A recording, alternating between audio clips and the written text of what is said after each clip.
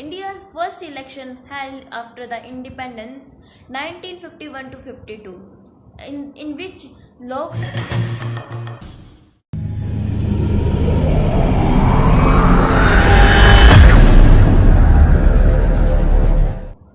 Hello and good evening everyone. Today's lecture topic is One Nation, One Election. India's first election held after the independence 1951 to 52, in which Lok Sabha and state legislative assemblies election are held simultaneously.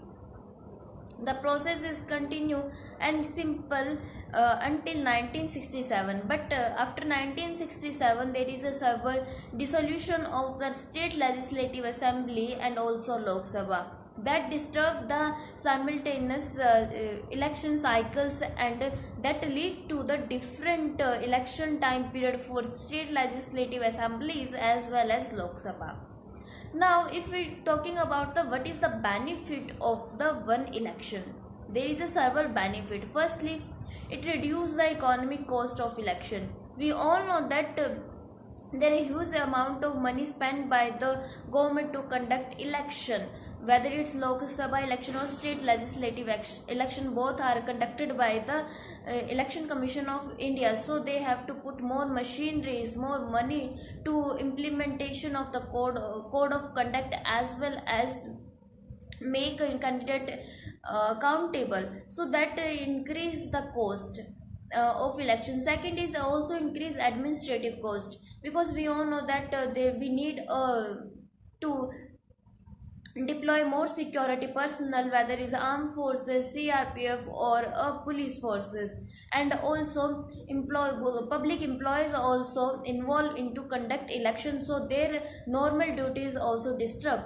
that lead to the hour of delay in their work, and that also decrease our economic activities, and also increase the transport cost for the election.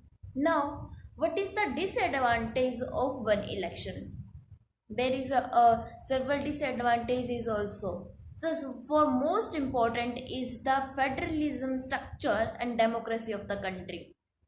We all know that in a democracy we conduct an election in our country after every 5 years for a Lok Sabha and state legislative assembly, but that is impossible to maintain a simultaneous circle, because there is in a various state there is a disruption in the Lok Sabha, dissolution of Lok Sabha or state assembly, that break the cycle time by time. So it's hard to maintain the federalism and democracy structure, because dissolution pressurized dissolution lead to the harm the democracy of the country.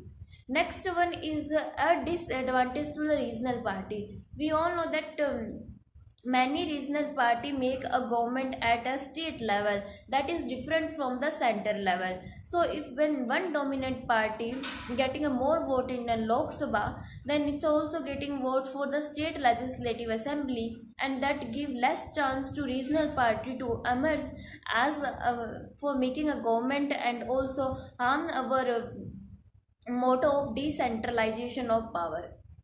Next one is the accountability. To making people accountable, that is a huge task to start elections. So it's to make people accountable for their work to MPs, MLAs or other candidates. It's hard to identify for the people them what is wrong and what is right, that also lead to the harm the democracy. Now, next one is the for making a continuous cycle for the common election. We have to make amendment in our constitution as well as law. But at last, I want to say that it is near to impossible, because we cannot make it a continuous process.